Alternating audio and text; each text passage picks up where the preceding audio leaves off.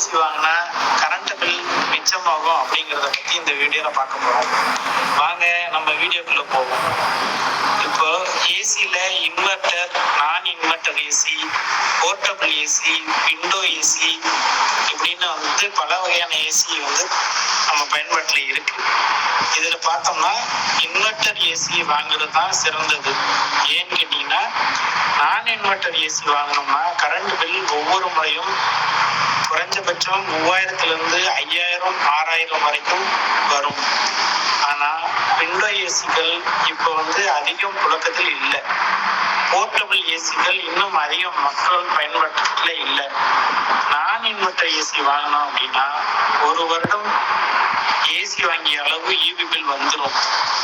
ஆனால் inverter AC வாங்கினால் ரூபாய் 2000 அளவில் ஈபி பில் வரும்.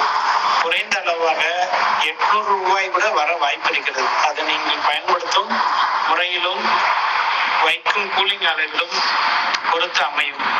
எனவே இன்வெர்டர் ஏசியே சிறந்தது. அடுத்தபடியாக இன்வெர்டர் ஏசி செலவு அதிகம் வைக்கும் என்று ஏசி டெக்னீசியன்கள் சொல்வார்கள். அது தவறான தகவல்.